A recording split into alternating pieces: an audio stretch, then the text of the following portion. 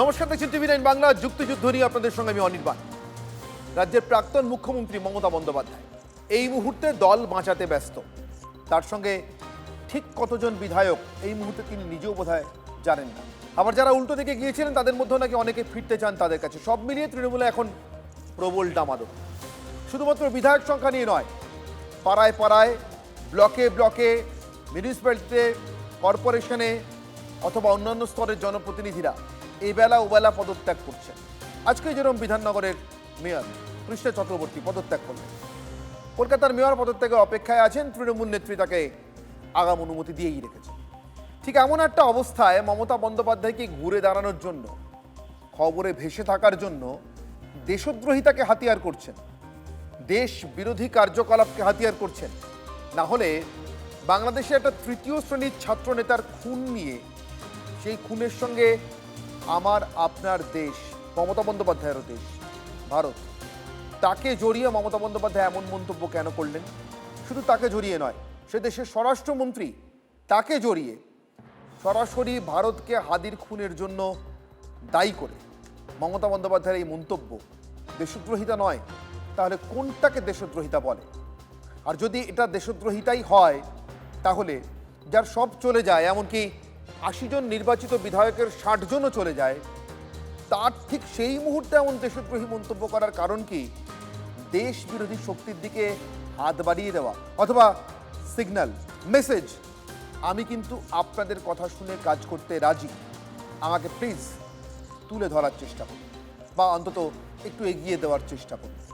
আমাদের বিশেষ প্রতিবেদন।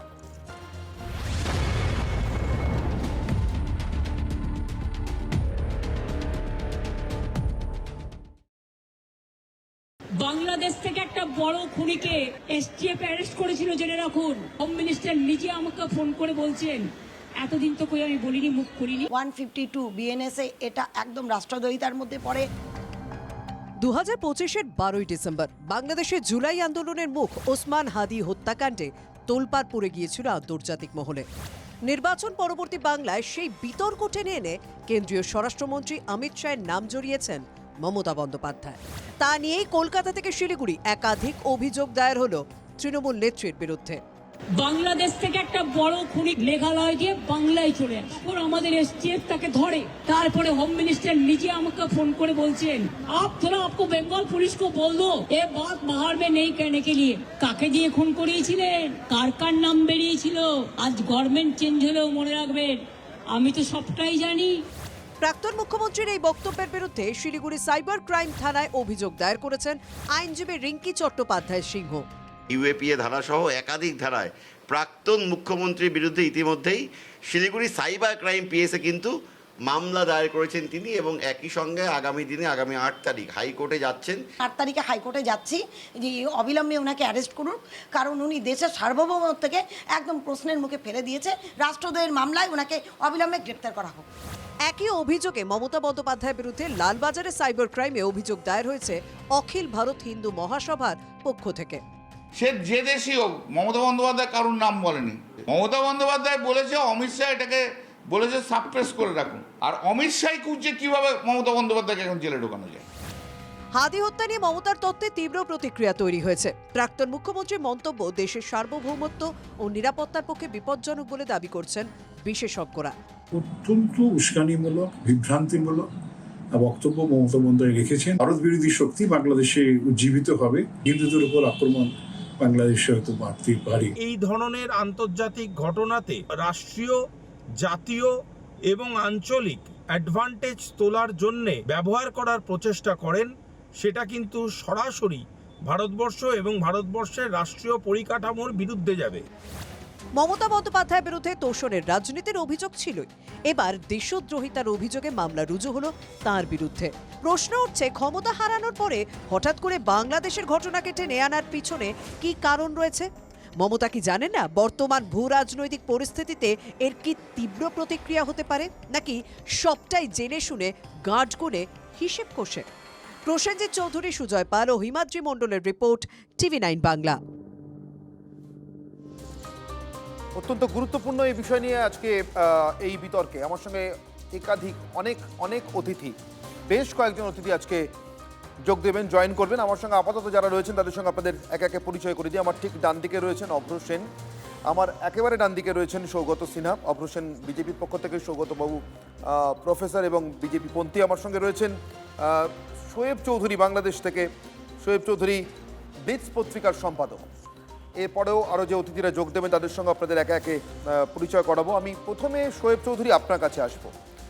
হাদি হত্যা বাংলাদেশে ঠিক কী ঘটেছিল এবং বাংলাদেশে সেই হত্যার সঙ্গে ভারতকে যুক্ত করবার জন্য কোন কোন শক্তি, কারা কারা সব থেকে বেশি অ্যাক্টিভ ছিল বা অ্যাক্টিভ রয়েছে এখনো পর্যন্ত, সেটা যদি একটু আমাদেরকে জানান। এবং আমি শহীদ চৌধুরী বলতে শুরু করার আগে আমি আপনাদেরকে পরিচয় করিয়ে দেবো। আমার সঙ্গে নতুন আরেকজন অতিথি যোগ দিলেন, বর্ষিয়ান সাংবাদিক প্রতিম বোস আমার সঙ্গে যোগ দিয়েছেন। প্রতিমবাবু, আপনাকেও স্বাগত। আপনার কাছেও আসবো, কিন্তু তার আগে সালাউদ্দিন শোয়েব চৌধুরী, আমি বাংলাদেশ থেকে রয়েছেন, ব্লিটজ পত্রিকার সম্পাদক। শোয়েব চৌধুরী, আপনার কাছে আসবো প্লিজ। অনেক অনেক ধন্যবাদ। দেখুন, 2007 সালে জানুয়ারির 11 তারিখে যখন বাংলাদেশে একটা অভ্যুত্থান হয়, সেই অভ্যুত্থানের ঠিক পর মোহাম্মদ ইউনূস কলকাতায় যান এবং সেখানে গিয়ে উনি পশ্চিমবঙ্গের মুখ্যমন্ত্রীর সঙ্গে বৈঠক করেন এবং বৈঠক শেষে তিনি বাংলাদেশে এসে ঘোষণা দেন তিনি রাজনৈতিক দল করবেন। 2007। এবার ফাস্ট ফরওয়ার্ড, মমতা ব্যানার্জির সর্বশেষ যে বিবৃতি, দেখুন উনি যখন বিবৃতি দিচ্ছেন যে ওনাকে ভারতের স্বরাষ্ট্রমন্ত্রী ফোন করেছেন, তার কয়েক ঘন্টার মধ্যে ওসমান হাদির আপন বড় ভাই শরীফ ওমর হাদি, যিনি বাংলাদেশ অ্যাসিস্ট্যান্ট হাই কমিশন বার্মিংহামে দ্বিতীয় সচিব পদে আছেন, তাকে ইউনুসই পাঠিয়েছে। উনি একটা পোস্ট দিয়েছেন, সেই পোস্টে উনি লিখেছেন ফেসবুকে, শহীদ ওসমান হাদি হত্যার প্রেক্ষাপট তৈরিতে আমিরে জামাতের একজন পিএস জড়িত। এবং তার পরপরই উনি আবার একটা পোস্ট দিয়েছেন, সেখানে বলেছেন শহীদ ওসমান হাদির খুনের সাথে ইন্টিরিয়াম সরকারের কয়েকজন উপদেষ্টা এবং বিএনপি সরকারের কয়েকজন এমপি মন্ত্রী সরাসরি জড়িত। তো এটা হলো ওসমান হাদির আপন বড় ভাইয়ের বিবৃতি। জামাত ইসলামী উনি বলছেন বিএনপি এবং ইউনূসের অন্তর্বর্তীকালীন প্রশাসন তারা দায়ী। তাহলে যেখানে ইউনূস দায়ী, জামাত দায়ী, বিএনপি দায়ী, এটা বলছেই ওসমান হাদি পরিবার, তাহলে এদেরকে বাঁচানোর জন্য ভারতের স্বরাষ্ট্রমন্ত্রী সাবেক মুখ্যমন্ত্রীকে ফোন করেছেন। বিষয়টা খুব হাস্যকর। আর ওই মুখ্যমন্ত্রী সম্পর্কে আমাদের যতটুকু ধারণা আছে, যে আমরা তো আপনাদের একদম কাছের দেশ, উনি তো এটাকেই ওনার নির্বাচনের সবচেয়ে বড় হাতিয়ার হিসেবে ব্যবহার করতেন। উনি তো সেটা করেননি। কেন করেননি? আমার কাছে যে তথ্য, সেটা হলো যে ওসমান হাদির যে খুনি যারা গ্রেপ্তার হয়েছে ভারতে, তারা জিজ্ঞাসাবাদে বলেছে যে ওসমান হাদিকে 12 ডিসেম্বর 2025 গুলি করার পর তারা সীমান্ত দিয়ে যখন ভারতে পালিয়ে যায়, তখন ভারত ওই পারে ভারতে তাদেরকে রিসিভ করেন অভিষেক ব্যানার্জির একজন বিশ্বস্ত লোক। মমতা ব্যানার্জি জেনে গেছেন যে এই খুনের ঘটনার পিছনে, যেহেতু এটাতে জামাত জড়িত এবং মমতা ব্যানার্জির সাথে জামাতের সম্পর্ক আছে, তা নতুন কিছু না, তো উনি হয়তো জেনে গেছেন যে ওনার ভাইপোর নামটা সামনে চলে আসবে, সেই জন্যই তিনি তাড়াহুড়ো করে এই ধরনের একটা বক্তব্য দিয়েছেন, যেটা শুনে আমরা বাংলাদেশে হাসছি, ওসমান হাদির পরিবার হাসছে। কারণ খুনের দায়ে ওরাই বলছে জামাত, ইউনূস, বিএনপি, সেখানে মমতা বন্দ্যোপাধ্যায় বলছেন অমিত শাহ ফোন করেছেন। মানে বিষয়টা হাস্যকর। আসলে মমতা ব্যানার্জির যে টেনশন, সে টেনশনের কারণ হলো সে খুনিদেরকে আশ্রয় দিয়েছিল ওনার ভাইপো এবং ওনার দলের কিছু প্রভাবশালী নেতা। ভয়ঙ্কর। আমি শোয়েববাবু আপনার কাছে আসবো, আমি প্রতিমবাবুর কাছে যাব। আমি অভ্র এবং সৌগতবাবুকে একটু অপেক্ষা করতে বলবো, আসবো আমি আপনার কাছে। প্রতিমবাবু, আপনি বর্ষিয়ান সাংবাদিক এবং আপনি দীর্ঘদিন ধরে আপনার মাধ্যমে আপনার মতো করে এই বিষয়গুলি নিয়ে লেখালেখি করছেন, সচেতন করার চেষ্টা করছেন সাধারণ নাগরিকদের। শোয়েববাবু যা বললেন সেটা শিউরে ওঠার মতো। মমতা বন্দ্যোপাধ্যায় আমাদের দেশের স্বরাষ্ট্রমন্ত্রীকে দেশকে জড়িয়ে ওসমান হাদির হত্যাকাণ্ডের সঙ্গে যখন এমন ভয়ঙ্কর দায়িত্বজ্ঞানহীন এবং দেশদ্রোহী মন্তব্য করছেন, তখন বাংলাদেশ থেকে ওসমান হাদির নিজের পরিবারের লোকজন তারা বলছেন কারা ওসমান হাদিকে মেরেছে। তাদের অভিযোগ জামাতের দিকে, তাদের অভিযোগ বিএনপির দিকে, এবং মারার পরে শোয়েব চৌধুরী বলছেন ওসমান হাদির খুনিরা তারা ভারতে আসে এবং ভারতে তাদেরকে রিসিভ করে অভিষেক বন্দ্যোপাধ্যায়ের খুব ঘনিষ্ঠকে। এটা শোয়েব চৌধুরী বলছেন, ওদের কাছে যা ইনফরমেশন সেই অনুযায়ী। তাহলে 2 2 4 নয় 8 হচ্ছে। শুধু এদেরকে রিসিভ করা নয়, এদেরকে রিসিভ করে ভারতে থাকতে দিয়ে আমি জানি না আর কি প্ল্যান ছিল। উল্টো দিকে বাংলাদেশ অশান্ত হচ্ছে, ভারত এদেরকে আশ্রয় দিয়েছে অথবা ভারত এদেরকে খুন করিয়েছে বলে, এবং এখনও ওই কথাটা তিনি বলছেন। এ তো হ্যান্ড ইন গ্লাভস কাজ করা জিহাদিদের সঙ্গে, জামাতিদের সঙ্গে, যারা বাংলাদেশকে অশান্ত করতে যায় এবং বাংলাদেশের সঙ্গে সঙ্গে বাংলাদেশের ঠিক পার্শ্ববর্তী জায়গা হিসেবে পশ্চিমবঙ্গকে অশান্ত করতে চায়। এর পিছনে কাদের কাদের ইন্ধনের কথা যেন আপনি বলেন প্রতিমবাবু। দেখুন, মূলত এই গোটা ব্যাপারটাই খুব অদ্ভুত এবং খুব আনপ্রেসিডেন্টেড। ভারতবর্ষে এত দল আছে, এত লোক মন্ত্রী হয়েছিল, এত রকমের পলিটিক্যাল বিটারনেস তৈরি হয়েছে, কিন্তু আমি জানি না যে আর কেউ এইভাবে ইন্টারন্যাশনাল অ্যাফেয়ার্সকে কেউ জড়িয়ে দিয়েছে। কোনো বড় কোনো চিফ মিনিস্টার বা কেউ এদের এরকম ঘটেনি, আমার অন্তত মনে পড়ছে না গত 20, 25, 30 বছরে। কেমন এখন মমতা ব্যানার্জির কি ডেসপারেশন আছে, ডেসপারেশন নানান রকমের আছে। তৃণমূল সরকারটা এসেছিল সেটা 2011-তে, তখন আমরা অনেকেই বুঝিনি হয়তো। এর সঙ্গে ঠিক ইউনুস যেভাবে এসেছিল তার অনেকটা মিল আছে। তফাতের মধ্যে ইউনুস প্যারাড্রপড, ওপর থেকে নামিয়ে দেওয়া হয়েছিল। এনার একটা পলিটিক্যাল ব্যাকগ্রাউন্ড ছিল। অনেকগুলো আনকনস্টিটিউশনাল ফোর্স তারা এক হয়েছিল লেফটকে সরানোর জন্য, এবং পরবর্তীতে যে যার ইন্টারেস্টে আরো অনেক ফোর্স ওর সঙ্গে জুড়ে যায়। আপনার মনে থাকবে 2টো মেইন ফোর্স ছিল, মাওয়িস্ট আর একটা ছিল ইসলামিস্ট। কেমন এর পরবর্তীতে মাওয়িস্টরা তাদের ধারণা ছিল যে উনি বসবেন, তারপরে ওরা ক্ষমতা পাবে, কিন্তু সেটা ঘটেনি, উল্টোটা ঘটেছে। কিন্তু বাকি বিষয়গুলোর ক্ষেত্রে বাংলাদেশ থেকে 2013 সালে যখন শাহবাগ মুভমেন্ট হচ্ছে, তখন কলকাতায় ম্যাসিভ মুভমেন্ট শুরু হলো অ্যান্টি শাহবাগ, মানে ঠিক যেটা জামাত হেফাজতের যা ডিমান্ড, কলকাতাতে একই ডিমান্ড হলো। মুজিবের মূর্তি সরাতে হবে, সেই ডিমান্ড হলো হিন্দু হোস্টেল থেকে। আর আপনার মনে থাকবে যে সেই সময় সিমির ফাউন্ডার মেম্বার, তাকে রাজ্যসভায় পাঠানো হলো 14 শুরুতেই। কেমন পরপর ঘটনাগুলো ঘটছিল। তো এই ঘটনাগুলো একটা যোগসূত্র দেয়, যদি প্রত্যক্ষ বা না হলেও পরোক্ষ তো একটা দেখা যায় এক ধরনের। আর এখন জেলে আছেন বাংলাদেশে শাহরিয়ার কবির, উনি বারবার ভোকাল হয়েছেন যে পশ্চিমবঙ্গে আশ্রয় দেওয়া হচ্ছে কেমন এদেরকে, এই জামাতকে। তো সব মিলিয়ে একটা আছে। এবং আমার যেটা মনে হয়, এরকম হঠাৎ করে আমার রাজনৈতিক ডোমেস্টিক রাজনীতির মাঝখানে দুম করে ড্রপ করা, একটা যেটা শোয়েব বাবু বললেন ওটা একটা দিক। আরেকটা দিক আমার যেটা মনে হয় যে একটা আপনি যদি 21-এর ইলেকশনও দেখেন, আমি যেগুলো প্রত্যক্ষ প্রমাণ আমি যতটুকু দেখেছি সেগুলো বলছি, পরোক্ষ বা আননোনগুলো যেগুলো আছে সেগুলো নিয়ে আমি বলছি না। কিন্তু 21-এর ইলেকশনে তৃণমূলের হয়ে ম্যাসিভ ট্রোলিং আর্মি কাজ করেছিল বাংলাদেশ থেকে, এবং শোনা যেত যে 3000 কোটি টাকা কোনো দেশ ফান্ড করেছে টু প্রপ আপ। এখন এটা 3000টা 300 হতে পারে, হোয়াট এভার। আমরা জানি গোল্ড স্মাগলিং হতো ভীষণভাবে। গোল্ড স্মাগলিং হতো, এটা কখনোই লোকাল অ্যাডমিনিস্ট্রেশনের সাপোর্ট ছাড়া হয় না এই ধরনের জিনিসগুলো। তো সব মিলিয়ে যেটা ঘটছে, আমার ধারণা ফলতার ইলেকশন দেখায়, রিপোল দেখাচ্ছে যে মুসলিম ভোটটা, যেটা ওনার প্রাইম প্ল্যাঙ্ক ছিল, সেটা এখন সরে যাচ্ছে অন্যদিকে। এই জিনিসটাকে কোথাও উনি অ্যাড্রেস করতে চাইছেন। আর দ্বিতীয়ত যেটা চাইছেন সেটা হচ্ছে, মনে হয় যে যে বাংলাদেশের সঙ্গে যে লিঙ্কটা আছে সেই লিঙ্কটাকে কোথাও বোলস্টার করতে, এবং সেটা ফাইন্যান্সিয়াল হতে পারে, পলিটিক্যাল হতে পারে, সেটার মধ্যে আমি আর ঢুকছি না।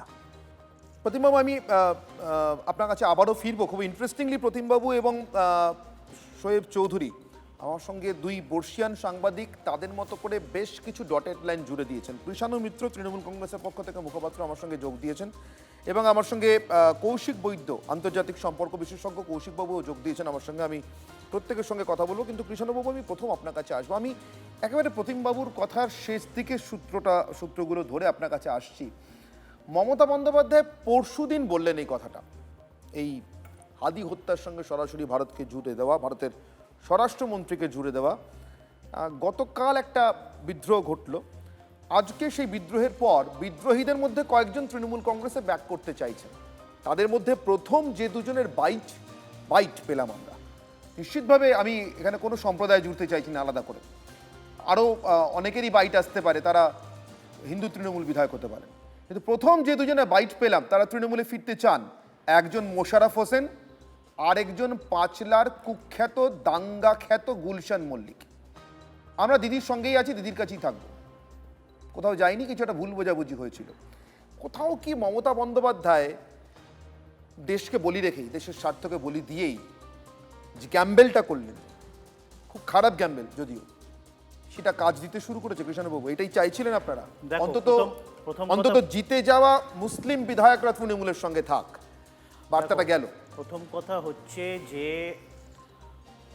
বর্তমান সরকার, যে ডবল ইঞ্জিন সরকার দিল্লিতে এবং আমাদের রাজ্যেতে, এদের ভিত্তি তো হচ্ছে সাম্প্রদায়িকরণ।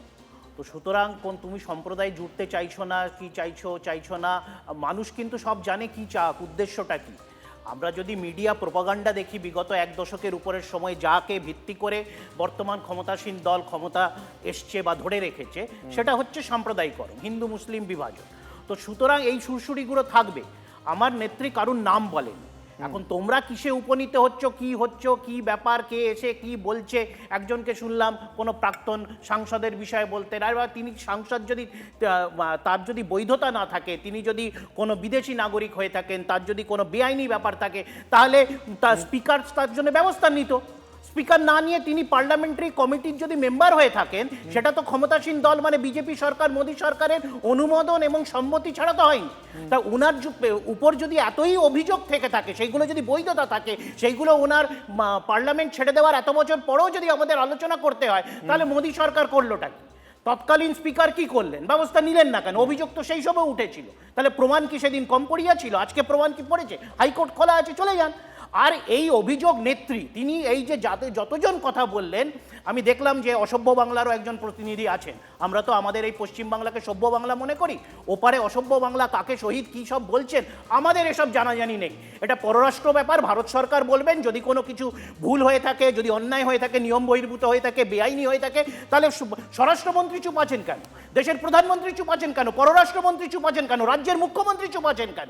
মমতা বন্দ্যোপাধ্যায় সম্পর্কে যদি অভিযোগ করতে হয়, ইনারা করবেন। তার রাজনৈতিক স্তর, তার যে প্রশাসনিক অভিজ্ঞতা, তাহলে ইনাদের থেকে আসবে। কোথাকার কে কোথায় গিয়ে সাইবার থানাতে অভিযোগ করে দিল, তার ভিত্তিতে বড় বড় মানে গুরুগম্ভীর সব ইউএপিএ কি সব লাগিয়ে দিল, তাতেই আমরা আলোচনা করতে বসলাম। কিছুদিন আগে তোমার এই আসলে আমরা শুনেছিলাম শুভেন্দুবাবুর আত্মসহায়কের মৃত্যুর পরিপ্রেক্ষিতে তুমি ডিপ স্টেট কত কিছু আলোচনা করলেন। এখন কেন আমরা আলোচনা করছি না? পরবর্তীকালে আর কোনদিন আলোচনাই হলো। আমি তো জানতে চাই, তো অভিযোগ ভাসিয়ে দিলাম, অভিযোগ করে দিলাম, তারপরে রুটি শেখার মতো সাম্প্রদায়িকরণের রুটি শেখে আমি রাজনৈতিক ফায়দা তুলে নিলাম, তারপরে ভুলে গেলাম। এটা তো পরম্পরা চলে আসছে। একেবারেই সাম্প্রদায়িক নয়, ডিপ স্টেট সাম্প্রদায়িক অস্ত্রকে ব্যবহার করে। এবং আমি খুব জোর দিয়ে বলছি, আবারও বলছি, ডিপ স্টেট নিয়ে আজকেও আলোচনা করব, আরো আলোচনা করব, 7টা পর্যন্ত বিতর্ক চলবে, 7টা পর্যন্ত আলোচনা করব। ডিপ স্টেটের কথা আমি এখন আসিনি, কিন্তু কৃষ্ণবাবু চলে এসেছেন। আমি বললাম আগের মার্ডারটা নিয়ে ডিপ স্টেট বলেছিলে, সেটা নিয়ে তো আর কোনো শো হয়নি। অভ্র ঠাকুর ঘরে কে? দেখুন অনির্বাণদা, আপনি তো নাকি তৃণমূলকে খুব সুড়সুড়ি দিচ্ছেন, তাহলে আমি একটু সুড়সুড়ি দিই। দেখুন, খালা মমতার স্বভাবটা কিন্তু আজকে নতুন তা নয়। আপনি চলে যান 2014 সালে, বর্ধমানে বম ব্লাস্ট হওয়ার পর খালা মমতা উইদাউট এনি ইনভেস্টিগেশন বলে দিয়েছিলেন ওই বম ব্লাস্টের পেছনে আমাদের দেশে RAW এর হাত আছে। মানে খালা মমতা মহান, বুঝতে পারছেন? তৎকালীন পুলিশ মন্ত্রী ইনভেস্টিগেশন ছাড়াই রয়ের নাম জড়িয়ে দিল, দারুণ ব্যাপার। আমাদের দেশের NIA ক্যাটাগরিক্যালি বলেছে খারিজি মাদ্রাসাগুলোতে জঙ্গি তৈরি করা হয় বাচ্চাদের ব্রেন ওয়াশ করে। আর খালা মমতা কি করেছিলেন? আমাদের রাজ্যের বুকে 10,000 খারিজি মাদ্রাসাকে অনুমোদন খালি দেননি, উনি সাইকেল, স্কলারশিপ, ট্যাব সব প্রদান করেছিলেন। মানে আমাদের রাজ্য এমন একটা রাজ্য উনি তৈরি করতে চাচ্ছিলেন যেখানে স্কলারশিপ দিয়ে জঙ্গি তৈরি হবে। খালা মমতাকে মহান তো বলতেই হবে। সেখানে কি থেমে গেলে চলবে? না। ABTর জঙ্গি জসিমউদ্দিন রহমানি বাংলাদেশে ইউনূস সরকার আসার পরে জেল থেকে ছাড়া পেল, তারপর নিজের মা, বউ, বাচ্চা কাউকে মনে করেনি, মনে করলো কাকে? খালা মমতাকে। হাসপাতালের বেডে বসে বসে ওখানে ভিডিও রেকর্ড করে উনি খালা মমতাকে মেসেজ দিলেন। কি বললেন? ভারতবর্ষ থেকে পশ্চিমবঙ্গকে যদি কেউ আলাদা করতে পারে সেটা খালা মমতাই পারবে। মহান খালা মমতা এমন কাজ করেছেন উনি যে একটা সন্ত্রাসবাদী সংগঠনের নেতা, সন্ত্রাসবাদী মনে হয়েছে যে খালা মমতা দারুণ কাজ করছে। বুঝতে পারছেন তো? সেখানেও থামেনি। আমরা জানতে পেরেছি একটা ABTর জঙ্গি আমাদের রাজ্যে এসে তৃণমূলকে ভোট দিয়ে চলে গেছে। কার বদান্যতায়? ওরা তৃণমূলের আত্মীয় ছিল, তার বদান্যতায়। এখানেও থামেনি। তারপর কি দেখলাম? ওমার ফারুক একজন জঙ্গিকে অ্যারেস্ট করলো অন্য রাজ্যের STF। তারপর তো নতুন জিনিস জানতে পারছি। ওমার ফারুকের মা বলে আমার ছেলে তো তৃণমূল করে। মানে যেই ছেলে সকালবেলা তৃণমূল করে খেপ কেটে, সে রাতের বেলা জঙ্গি হিসাবে কাজ করে। এরকম এলিমেন্ট নিয়ে এরা দল চালিয়েছে। সেখানে থেমেছে না। শেষ করছি, দাঁড়ান। বর্ডার ফেন্সিং এর জায়গা বিগত তৃণমূল সরকার দেয়নি। তারা কেন্দ্র থেকে টাকা নিয়েও কিন্তু বর্ডার ফেন্সিং এর জন্য জায়গা দিচ্ছিল না। কি অবিসন্ধিতা দিচ্ছিল না? তারা কি চাইছিল এখানে সাইলেন্ট ডেমোক্রেটিক ইনভেশন হোক? তারা কি চাইছিল গাজওয়াই হিন্দ হোক? তা এই উত্তরগুলো কিন্তু দিতে হবে।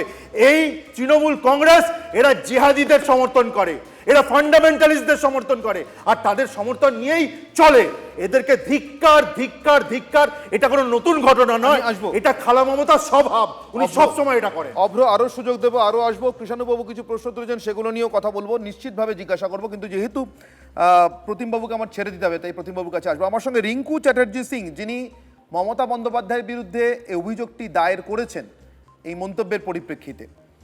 যে অভিযোগের পরিপ্রেক্ষিতে নির্দিষ্ট কোনো ধারায় কীভাবে মামলা হবে সেগুলো ঠিক হবে, তিনিও আমার সঙ্গে যোগ দিয়েছেন। রিঙ্কু চ্যাটার্জি সিং নিজে একজন আইনজীবী, শিলিগুড়িতে থাকেন। রিঙ্কু, আপনাকে স্বাগত। এবং আমি আপনাদেরকে আগেই বলেছি, কৌশিক বৈদ্য আন্তর্জাতিক সম্পর্ক বিশেষজ্ঞ, তিনিও আমাদের সঙ্গে রয়েছেন। আমি আপনাদের কাছে আসছি, কিন্তু তার আগে প্রতিম বসু আমি আপনার কাছে আরও একবার আসবো। যেহেতু 6টা অবধি আপনার থাকার সময়, আমি তাড়াতাড়ি ছেড়ে দিতে হবে আপনাকে। প্রতিমবাবু, কৃষাণুবাবু আমাকে না চাইতেই আর কি জলের মতো ডিপ স্টেটটা দিয়ে দিয়েছেন আমার হাতে আলোচনার জন্য। থ্যাংক ইউ, আমি আসতাম। আমার এখানেই প্রশ্ন, মার্কো রুবিও এলেন কলকাতায়, মার্কিন বিদেশ সচিব, তিনি ভারতে আসছেন। কথা ছিল কলকাতাতে দুটো জায়গায় যাওয়ার, নির্মল হৃদয় এবং ভিক্টোরিয়া। হাতে পর্যাপ্ত সময় থাকা সত্ত্বেও ভিক্টোরিয়া দেখতে গেলেন না, শুধু নির্মল হৃদয় এলেন, সেখান থেকে দিল্লি গেলেন। একটি বিদেশ সফর তিনি শুরু করছেন। ভারতের মতো দেশ, গুরুত্বপূর্ণ দেশ, সেখানে রাজধানীতে না গিয়ে কলকাতা থেকে শুরু করছেন। তার ভক্তি এতটাই উপচে পড়লো নির্মল হৃদয়ের জন্য, সেখানেই সারাদিন কেটে গেল। পরেরটা ক্যান্সেল করলেন। তার ঠিক দুদিন আগে, রুবিও আসার ঠিক দুদিন আগে, নির্মল হৃদয়ের দ্বি সন্ন্যাসিনী মমতা বন্দ্যোপাধ্যায়ের সঙ্গে দেখা করে এলেন। ডিপ স্টেটের হয়ে যারা ভারতবর্ষে কাজ করেছে, করে, ডিপ স্টেটের অনুদান যাদের কাছে এমন এমন উপায়ে এসে পৌঁছতো, যার জন্য আমাদের বিদেশি মুদ্রায় অনুদান নেওয়ার আইনটাকে রীতিমতো পরিবর্তন করতে হয়েছে, আরও কঠোর করতে হয়েছে, তাদের মধ্যে খুব দুর্ভাগ্যজনকভাবে এই নির্মল হৃদয়ের নাম রয়েছে। এবং তাদের অনুদান বন্ধ হওয়াতে মমতা বন্দ্যোপাধ্যায় প্রাণ কতটা কেঁদেছে সেটা আমরা রুবিও আসার দুদিন আগে জানতে পেরেছিলাম।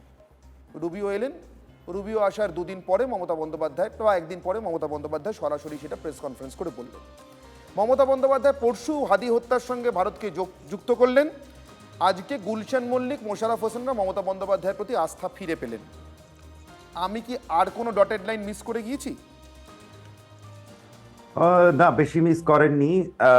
আমেরিকা যে জামাতকে চেয়েছিল এবারের ইলেকশনে, ফেব্রুয়ারি ইলেকশনে, সেটা পাবলিক ডোমেইনে আছে। সুতরাং সেটা অ্যাড করতে পারেন আপনার লিঙ্কের জন্যে। আর দ্বিতীয়ত হচ্ছে কালকে মমতা যেটা বলেছেন, যেটা একটা শব্দ আমার মনে হয় কেউ বিশেষ খেয়াল করেন। উনি বলেছেন, শব্দটা ব্যবহার করেছেন, ওখানে একটা রেভলিউশন হয়েছিল হাদি হত্যার পর। ঠিক। অন্তত সেটুকুই আমি স্টেটমেন্টে যা দেখেছি। রেভলিউশন শব্দটা কোত্থেকে এলো? রেভলিউশন তো কেউ বলেনি। ওখানে তো যেটা হয়েছিল, একটা ইংরেজিতে বললে মেহেম হয়েছিল। পত্রিকার অফিসে আগুন লাগিয়ে দেওয়া হয়েছিল, ছায়ানটের সব ভাঙচুর করে দেওয়া হয়েছিল কালচারাল সেন্টারে। তো রেভলিউশন কোথায় ছিল? তার মানে উনি কাদেরকে রেভলিউশনারি বলছেন? উনি যাদেরকে রেভলিউশনারি বলছেন, মানে আমি কি রেভলিউশনের অন্য শব্দটা কি জিহাদ? তাহলে হতে পারে। হতে পারে। যেটা যেটা যেটা তৃণমূলের প্রবক্তা বললেন, উনি বললেন যে ভাসিয়ে দিলেই হবে না। মমতা ব্যানার্জি কি করেছেন? উনি তো ভাসিয়ে দিয়েছেন। একটা কনস্টিটিউশনাল পদে ছিলেন, কনস্টিটিউশনাল ওথ থাকে, সিক্রেসি থাকে, সেখান থেকে বেরিয়ে এসে উনি আচমকা এসে একটা ভাসিয়ে দিলেন। এই ভাসানোর প্রতিযোগিতা যদি হতো, উনি যেগুলো বলছেন যে কেন হোম মিনিস্টার কেন রিয়াক্ট করছেন, অমুক করছেন না, কারণ হচ্ছে উনি ওটা চান। উনি চান যে করুক রিয়াক্ট, কারণ যে মুহূর্তে করবে এখানে সমস্যাটা দেশে রইল না, সমস্যাটা দেশের বাইরে চলে গেল।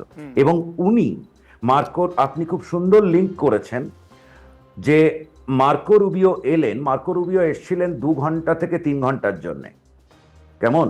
আর মিশনারিজ অফ চ্যারিটি আর ভিক্টোরিয়া মেমোরিয়াল তো আদারওয়াইজ ফটো অফ।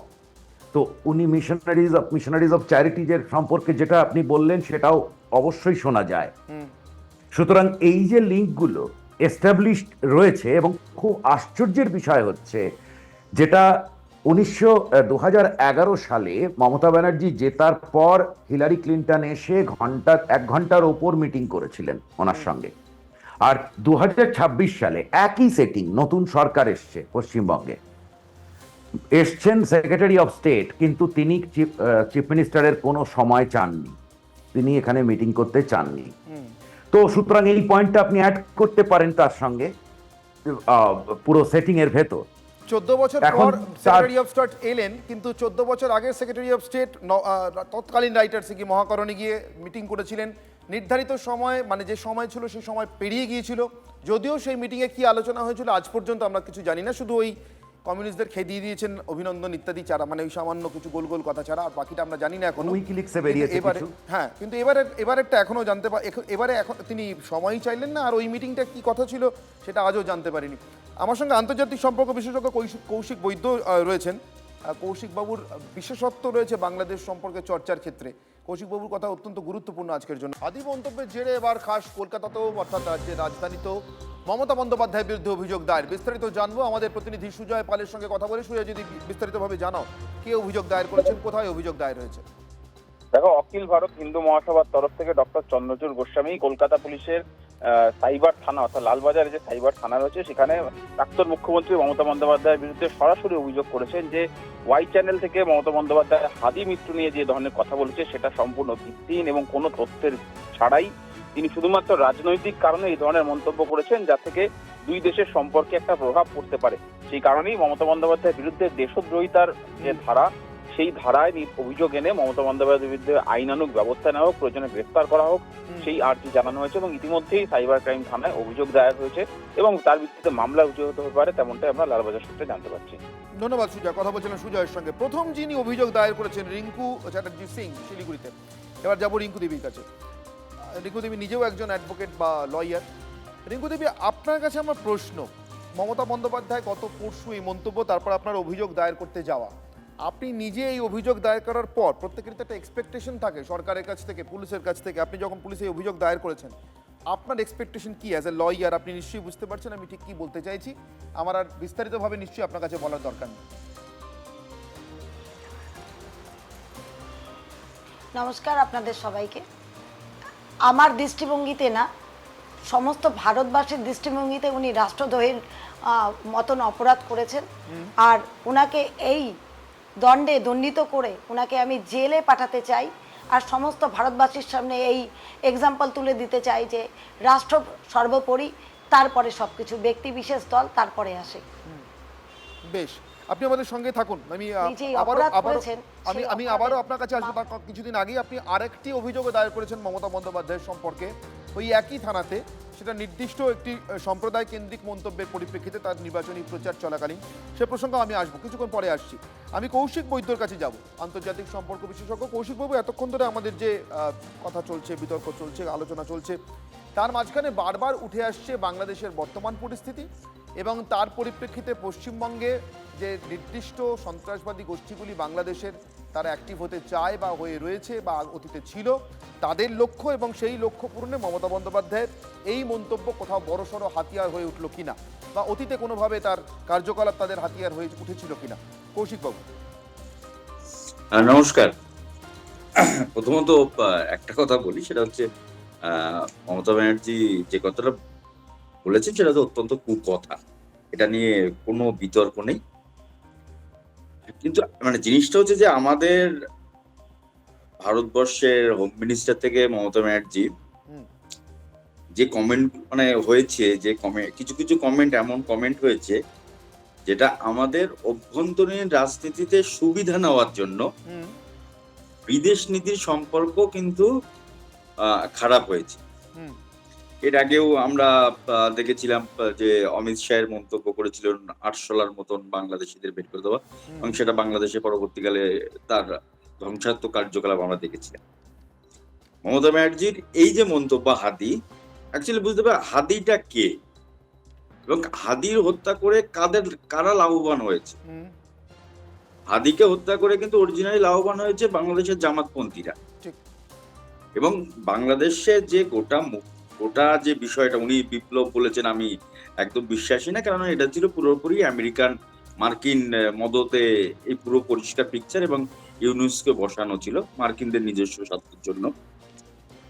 এবং তার ফলে কিন্তু ধর্ম অন্ধতা এত পরিমাণে জাগ্রত হয়েছে বাংলাদেশে, এবং গোটা বাংলাদেশের সমস্ত ইনস্টিটিউশন থেকে সবকিছু কোলাপস করেছে। কিন্তু সমস্যার জায়গাটা হচ্ছে আমাদের অভ্যন্তরীণ রাজনীতিতে এই সমস্ত কমেন্ট করে বাংলাদেশে যদি কোনো রকমের গন্ডগোল আবার নতুন করে তৈরি হয়, তার এফেক্ট কিন্তু আমাদের একটা সম্প্রদায়ের মানুষের মধ্যে পড়তে পারে। কেন আমরা বরাবরই দেখেছি যে বাংলাদেশের সব থেকে সফট টার্গেট হচ্ছে কোনো কিছু হলেই বাংলাদেশের হিন্দুদের ওপরে অত্যাচার। মমতা ব্যানার্জির এমন সমস্ত কমেন্ট গুলো, সেটা উনি বারবার বলেছেন আমি একটা সম্প্রদায়কে মাঠে নামিয়ে দিলে অন্যরকম অবস্থান হবে। মানে এই সমস্ত গুলো যে কমেন্ট গুলো উনি করেছেন, সেটা হচ্ছে যে একদম পরিষ্কার, মানে বলতে দ্বিধা নেই, এগুলো অত্যন্ত খারাপ কমেন্ট, এবং এটা প্রাক্তন মুখ্যমন্ত্রীর কাছ থেকে এগুলো আশা করা যায় না। মানে উনি যে উস্কানিমূলক কথাবার্তা বলেছেন, আজকে ভারত বাংলাদেশের নতুন গভর্নমেন্ট আসার পর থেকে একটা প্রচেষ্টা শুরু হয়েছে যে সম্পর্কটা যে তিক্ততায়, মানে বিদেশ নীতি রাজনীতির মতো ছিল, কিন্তু হচ্ছে মানুষের যে ঘৃণা তৈরি হয়েছিল, যে আমাদের নর্মালি এখানকার বক্তব্য ছিল যে বাংলাদেশের সমস্ত সবকিছু নিপীড়ন হচ্ছে হিন্দু সম্প্রদায়ের উপরে, আর বাংলাদেশের একটা পপুলারে ভারত বাংলাদেশের স্বাধীনতার জন্য কোনো দায়ী না, এবং ভারত কলকাতা দখল করে নেব, উত্তর আমাদের নর্থ ইস্টকে দখল করে নেব, এই সমস্ত যে উগ্রবাদীরা যারা করতো, বলতে তো অসুবিধা কিছু নেই, যে তাদের একটা সেকশন যখন হাসিনা গভর্নমেন্ট বাংলাদেশে যখন ছিল, যখন তারা এত পরিমাণে ক্র্যাকডাউন করেছিল যে তারা কিন্তু পালিয়ে ভারতবর্ষে আশ্রয় নিত, এবং ধরাও পড়েছে বিভিন্ন সময়ে। বর্ধমানের ঘটনাটাও দেখেছেন, সবাই জানে বর্ধমানের ঘটনাটা, তারা এখানে বিভিন্ন মডিউল চালিয়েছে, তার কারণ বাংলাদেশে তাদের পজিশনটা সেফ ছিল না, এখানে তারা সেফ আশ্রয় হিসেবে নিয়েছিল। এবং এটা তো আজকে না, আপনি যদি মার্কিন সেন্টারে হামলার ঘটনাও দেখবেন, তখনও কিন্তু হচ্ছে সেই জঙ্গিরা কিন্তু কলকাতা থেকে আশ্রয় নিয়েছিল। তাই এটা আজকের জিনিস না, এটা অনেক দীর্ঘদিন থেকে বাংলাকে উগ্রপন্থীরা আশ্রয় নিয়েছে। এটা মানে শুধুমাত্র এই এখন না, আগেও হয়েছে। এবার সেখান থেকে এখন নতুন করে বর্ডার ফেন্সিং থেকে শুরু করে যে জিনিসগুলো হচ্ছে, মমতা ব্যানার্জি নিজের পায়ের তলার মাটিটাও সরে গিয়েছে। তিনি যাদের উপর ডিপেন্ড করে ভোটে লড়েছিলেন সেটা মানুষ সেটাকে মেনে নেয়নি। হুম তার কারণ হচ্ছে মানুষ আধিপত্যকে মানুষ সমর্থন করেনি। ঠিক। আমি আমি আমি সেই আপনার কাছে কারণ- আসবো কৌশিক বাবু, আমি কৃষাণুবাবুর কাছে আসবো। কৃষাণুবাবু, যা আলোচনা হয়েছে এতক্ষণ ধরে, কৌশিক বাবুও বলছিলেন, দেখুন এটা তো মানে আমাদের দেশের রাজনীতির একেবারে নবীনতম পাঠক বা ছাত্রও জানেন, অন্তত দুবার ভারতের সার্বভৌমত্বের প্রশ্নে ভারতের দুজন প্রধানমন্ত্রী হত্যার সঙ্গে সিআইএর সরাসরি অথবা অপ্রত্যক্ষভাবে মধ্যপ্রাচ্যের আরেকটি গোয়েন্দা সংস্থার মাধ্যমে যুক্ত থাকার অভিযোগ আছে। একবার ইন্দিরা গান্ধী 1984, আরেকবার 1991 রাজীব গান্ধী। তারপরে সিআইএর স্বার্থ কোথায় কোথায় কিভাবে জড়িয়ে আছে সেটা জানার পরেও শেখ হাসিনা স্পষ্ট অভিযোগ করে গিয়েছেন, ক্ষমতাচ্যুত হওয়ার আগে আমি দেশের ভিতরে মার্কিন নৌঘাঁটি সেনাঘাঁটি হতে দিইনি বলে আমাকে যে কোনো দিন সরানো হতে পারে। তারপর তাকে সত্যিই সরতে হয়েছে তার কয়েক মাসের মধ্যে। এরপরেও মমতা বন্দ্যোপাধ্যায়ের বাংলাদেশ নিয়ে এই ওভার অ্যাক্টিভনেসের কারণটা কি? সত্যি কি কিছু আসে আপনাদের ওখান থেকে, সরাসরি আসে? শোনো শোনো বলতে দিও, কিন্তু মধ্যেখানে আটকে দিও না। না, আমাকে নিশ্চয়ই আমি কেটে দিও না। প্রশ্ন করছি, উত্তর নেব তো। আমি আবার বলছি, মমতা ব্যানার্জি যদি রুখে না দাঁড়াতেন তাহলে বর্তমান ভারত সরকার বা তার আগের ভারত সরকার তারা কিন্তু ইতিমধ্যেই আমাদের পার্বত্য পশ্চিমবাংলার কৃষকদের মানুষদের বঞ্চিত করে তিস্তার জল বাংলাদেশকে এতদিনে দিয়ে দিত। মমতা বন্দ্যোপাধ্যায় রুখে দাঁড়িয়েছেন বলে এখন অবধি দেওয়া যায়নি, হয়তো ভবিষ্যতে দিয়ে দেবে। আমি তোমার এই চ্যানেলে একাধিকবার বলেছি যে 2015 সালে বাংলাদেশের সাথে ল্যান্ড বাউন্ডারি এগ্রিমেন্ট, যেখানে আমরা বাংলাদেশকে 17,000 একর জমি দিয়েছি, বাংলাদেশ থেকে বিনিময় পেয়েছি 7,000 একর, মানে উদ্বৃত্ত বাংলাদেশকে দেওয়া হয়েছে 10,000 একর। এটা কেন দেওয়া হলো? এবং সেটা দেওয়া হলো একটা সরকার, যে বিজেপি সরকার পশ্চিম বাংলাতে যে একটি মাত্র রাজনৈতিক আন্দোলন করেছিল, সেটা হচ্ছে 3 বিঘা জমি দেওয়ার বিরুদ্ধে ফরওয়ার্ড ব্লক এবং তৎকালীন বিজেপি আন্দোলন করেছে। তো তারা কিন্তু পরবর্তীকালে ক্ষমতায় এসে শুধু 3 বিঘা নয় 10,000 একর জমি ফ্রিতে বাংলাদেশে দিয়ে দিল। আবার হাসিনা চলে যাওয়ার পর 2024 সালের সেপ্টেম্বর বা অক্টোবর মাসে তুমি খোঁজ নিয়ে নাও, নদিয়া জেলায় নতুন করে আবার 140 একর দেওয়া হয়েছে। মানে যেটা হচ্ছে ওই মানে কি বলবো, ভারত বিরোধী ওই ইউনিট সরকারের সময় সে তখনও দেওয়া হয়েছে। আমরা বাংলাদেশের সাথে বিভিন্ন জায়গায় দেখেছি ভারতীয় শিল্পপতিরা অগাধ ছাড় পাচ্ছে, তার বিনিময়ে বাংলাদেশকে কম সুদে লোন দেওয়া হচ্ছে। কেন দেওয়া হচ্ছে? এই নীতিগুলো কি? এগুলো কি মমতা ব্যানার্জি করছে? 1% সুদে বাংলাদেশকে লোন দেওয়া হয়। আজকে পশ্চিমবাংলা একটা অঙ্গরাজ্য বা যে কোনো অঙ্গরাজ্য 8% সুদে কেন্দ্র থেকে লোন পায়। আর বিজেপির প্রতিনিধি ভাইকে বলি যে এই যে ও খুব শিক্ষিত ছেলে, ভালো ছেলে, কিন্তু এই যে একটু জানা দরকার, খারিজি মাদ্রাসা কথাটার মানে হচ্ছে আনরেকগনাইজড মাদ্রাসা। আনরেকগনাইজড মাদ্রাসাগুলোতে যে সিলেবাস হয় তার উপর সরকারের নিয়ন্ত্রণ থাকে না।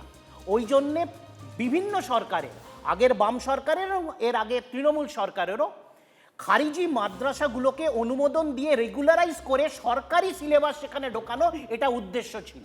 এটা আগেও ছিল। সুতরাং খারিজি সরকার শুনে না, ও তো আজ পর্যন্ত হয়নি, তার থেকে তুলে দিলে শুনে না দিয়েছে, আগের সরকার দিয়েছে, মমতা বন্দ্যোপাধ্যায় সরকার বাবু দেবেন বলার সঙ্গে সঙ্গে দল থেকে এমন ধাক্কা দিয়েছে না দিতে পারেন, সেটা সংখ্যাটা নিয়ে বিবাদ হতে পারে, কিন্তু খারিজি মাদ্রাসা মানে আনরেকগনাইজড মাদ্রাসা, যার উপর নিয়ন্ত্রণ এটাই দেখা বাকি ছিল, সেগুলোকে সরকারের নিয়ন্ত্রণে এবারে একটু শোনো, শুনে না শুনলাম তো, এবারে একটু আমার কথা শুনতে হবে, আরো শুনবে, মানে পুরো মনোলগ বলবে, শোনার মানসিকতা পুরো মনোলগ বলবে, উত্তরটা নেবে না, শুনে নাও না, আমি বলে রাখি। আমিও শুনি এরকম খারিজি মাদ্রাসাকে সাপোর্ট করো। উত্তরপ্রদেশে বিভিন্ন বিজেপি শাসিত রাজ্য এই আনরেকগনাইজড বা খারিজি মাদ্রাসা। নমস্কার, তোমাকে মিথ্যে কথা বলার রেকর্ড করছো, শুনে না, আর মিথ্যে কথা শুনতে পাচ্ছি না। এইগুলো করবে না, আরে এইগুলো 5 করবে মিনিট ধরে তো বললে, আরে এইগুলো এবার আমাকে উত্তরটা দিতে দাও না, শুনবে আরো না, 5 মিনিট বলবে, আমি বলবো, আচ্ছা বলো, তুমি একা বলো, এটা সঞ্চালককে বলছি, তুমি একা বলো, আমি চলে যাই, আমি চলে যাই, তুমি খারিজি মাদ্রাসা সমর্থনে পুরো মনোনয়ন নেব। খারিজি মাদ্রাসার সমর্থন কি বিরোধিতা নয়, খারিজি মাদ্রাসা মানে হচ্ছে আনরেকগনাইজড মাদ্রাসা, সেইগুলোকে রেকগনাইজ করে নমস্কার জানাই তো আনা হচ্ছে। নমস্কার, বিজেপি সরকার 2022 এ বিভিন্ন রাজ্যতে পরিসংখ্যান চালিয়েছে, তাতে এখনো উত্তরপ্রদেশে 8,500 খারিজি মাদ্রাসা আছে। বেশ, এটা ছিল বলার উপায় হয়েছে। এবার বলি, ছোট্ট বিরতি সময় হয়েছে, অভ্র আমি আসবো, একটা ছোট্ট বিরতির সময় আছে। অভ্র নমস্কার করতে বলে ভাববেন না চলে যাচ্ছে, এটা নিতান্তই বিতর্কের মাঝখানে ছিল। অভ্র বলবেন, উত্তর দেবেন, একটা ছোট্ট বিরতির সময় আছে, বিরতির পর আমি ফিরে আসছি এবং শোয়েব চৌধুরীর কাছেও আমার জানবার আছে, বাংলাদেশকে নিয়ে এত আলোচনা হচ্ছে, বাংলাদেশের ভিতরে রাজনীতি নিয়ে এত কথা হচ্ছে। শোয়েববাবু বলেছেন একদম শুরুর দিকে, সত্যি কি আমরা যেভাবে ভাবছি, যেভাবে দেখছি, ব্যাপারটা এত সহজ? বাংলাদেশকে অল্প সুদে ঋণ দেওয়া, সরকার কে থাকলো বা থাকলো না তার উপর নির্ভর করে কি তার সাফল্য? 3 বিঘা অথবা ছিটমহল অথবা তিস্তার জল না দেওয়াতে মমতা বন্দ্যোপাধ্যায় শেখ হাসিনার পতন ত্বরান্বিত করেছেন কি কার্যত? কাদের সঙ্গে হাত মিলিয়ে বা অজান্তে? পুরো অনেকগুলো প্রশ্ন, খারিজি মাদ্রাসা দিয়ে শুরু করেছেন কৃষ্ণবাবু, এবং তারপরে তিস্তার জল ইত্যাদি অনেকগুলো প্রশ্ন ছিল আপনাদের জন্য। উত্তর? তিস্তার জল, গঙ্গার জল, হুগলির জল সব হলো। খারিজি মাদ্রাসা কেন থাকা উচিত সেই নিয়েও 10 মিনিটের বক্তব্য শুনলাম, এবং আমি প্রথমে মানে এটার প্রত্যুত্তরে কি বলবো, আরে মাঝখানে আমি তো বলিনি, এবার শোনো, 10 মিনিট ধরে মনোলগ দিয়েছে, এবার শোনার ধৈর্য রাখো। 10 মিনিট ধরে মনোলগ দিয়েছো, এবার শোনার ধৈর্য রাখো, আমাকে গলাটা তুলতে বাধ্য করো না। আমি বলছি 10 মিনিট ধরে আমি এটা শুনে গেলাম যে খারিজি মাদ্রাসাকে তারা অনুমোদন দিয়ে কত ভালো কাজ করেছে, খুব ভালো কথা। আমি বলছি এত ভালো কাজ যখন করেছে তাহলে এই ভালো কাজগুলো কেন করেছে সেটার একটু উত্তর দিয়ে দিক। 2013 এবং 2015 সালে আমি একদম নিউজ পেপার রিপোর্ট তুলে ধরে বলছি, পাকিস্তানের হাই কমিশনারের সঙ্গে দুবার আলাদা করে মিটিং করেছেন তৎকালীন আমাদের রাজ্যের মুখ্যমন্ত্রী মমতা বন্দ্যোপাধ্যায়। কি ইস্যুতে মিটিং করেছেন, এবং দুবারই মিটিং করার পর তৎকালীন পাক হাই কমিশনার বলেছেন যে মমতা বন্দ্যোপাধ্যায় নাকি পাকিস্তানে প্রচন্ড পপুলার এবং তাকে নাকি অন্য চোখে দেখা হয়। আমি শেষ করি, দাঁড়ান, হ্যাঁ আমি শেষ করি। ইনফ্যাক্ট যখন আমি প্রথমবার বলছিলাম, আমি বলছিলাম 2014-তে বর্ধমান ব্লাস্টের কথা, যখন খাগড়াগড় ব্লাস্টের পরেই উইদাউট এনি ইনভেস্টিগেশন তৎকালীন মুখ্যমন্ত্রী মমতা বন্দ্যোপাধ্যায় রকে দোষারোপ করেছেন। তারপরে জানেন পাকিস্তানের ডন পত্রিকায় তৎকালীন মুখ্যমন্ত্রী মমতা বন্দ্যোপাধ্যায় স্তুতি করে কতগুলো আর্টিকেল বেরিয়েছে। ঠিক যেমনি গত পরশুদিন প্রাক্তন মুখ্যমন্ত্রী মমতা বন্দ্যোপাধ্যায় যেই কথাটা কোট আনকোট ভাসিয়ে দিয়েছেন, সেই কথা নিয়ে একাধিক মিডিয়া আউটলেটে বাংলাদেশে কি ধরনের রিপোর্ট বেরিয়েছে আমার থেকে বরং শোয়েব বাবুকে জিজ্ঞেস করে নিন, উনি বেটার বলতে পারবেন। আমি বলছি উনি যদি এই রাষ্ট্রের সঙ্গে কোনো বিরোধিতা না থাকে প্রাক্তন মুখ্যমন্ত্রী মমতা বন্দ্যোপাধ্যায়, তাহলে এই এক প্যাটার্নের কাজকর্ম বারবার কেন হয়েছে এই উত্তর দিতে পারবেন কি? এক প্যাটার্ন প্রত্যেকবার কনসিস্টেন্টলি উনি প্রথম থেকে করে গেছেন, প্রথম থেকে করে গেছেন। আমি শোয়েব বাবুর কাছে যাবো। শোয়েব বাবু, অনেকগুলো কথা শুনেছি, আমার আপনার কাছে খুব নির্দিষ্ট প্রশ্ন, স্পেসিফিক।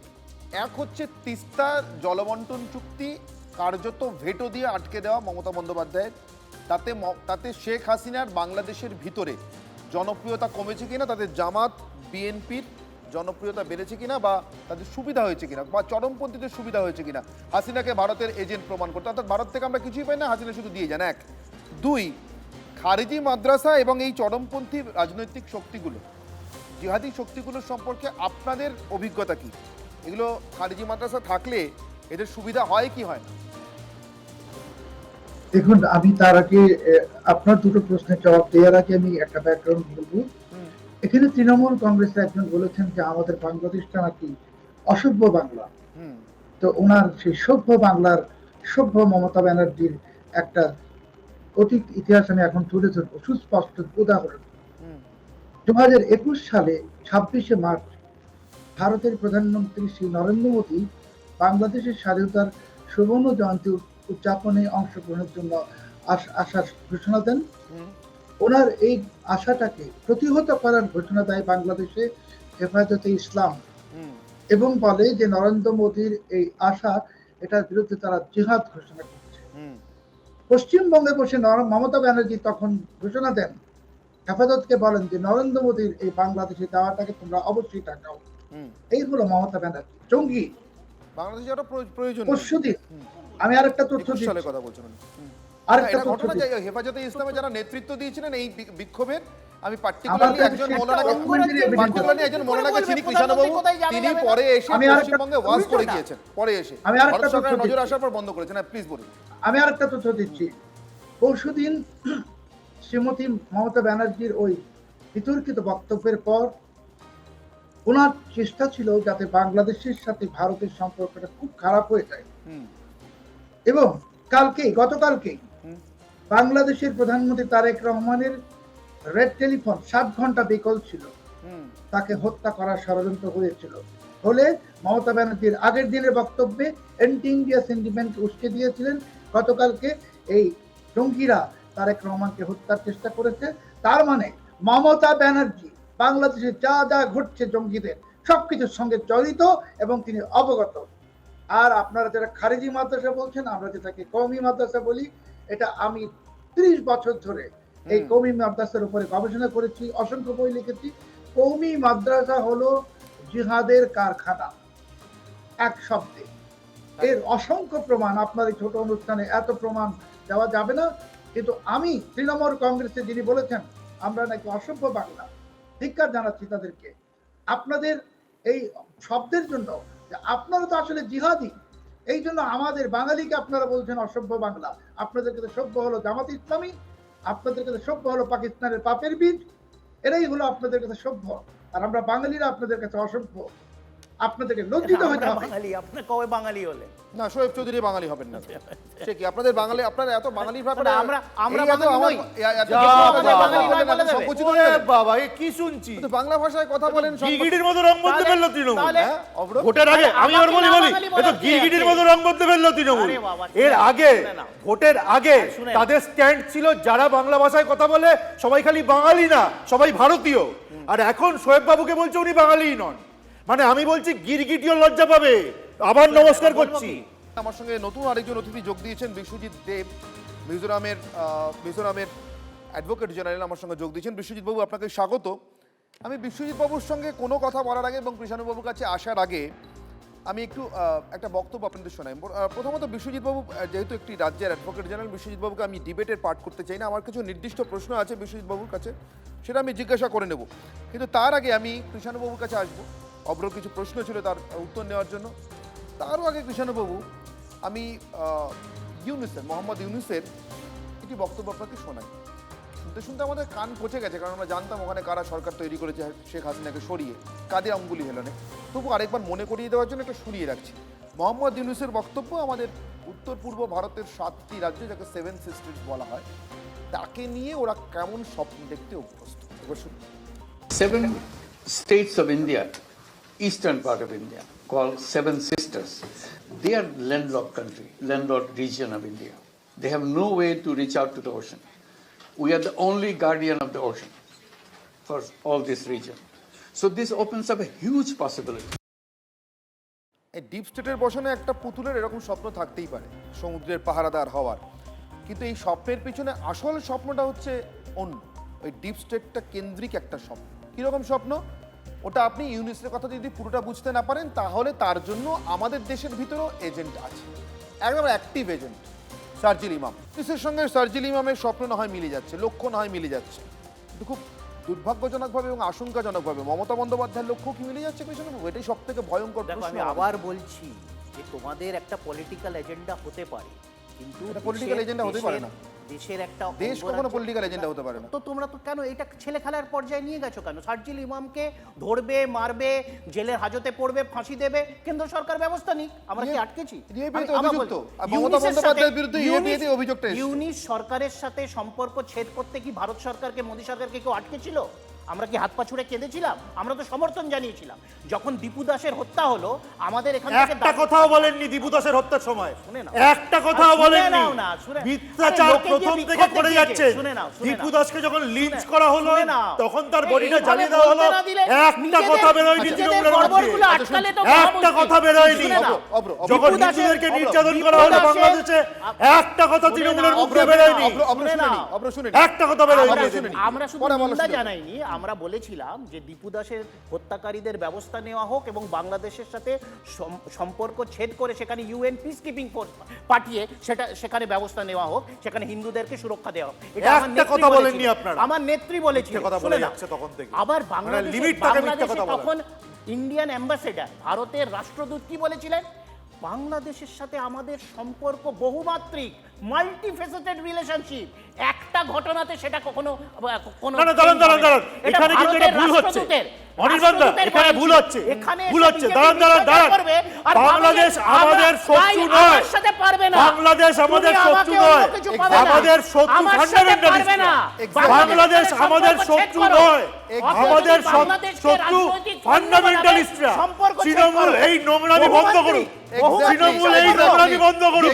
আমি তীব্র ধিক্কার জানাচ্ছি, তীব্র ধিক্কার জানাচ্ছি, তীব্র ধিক্কার জানাচ্ছি।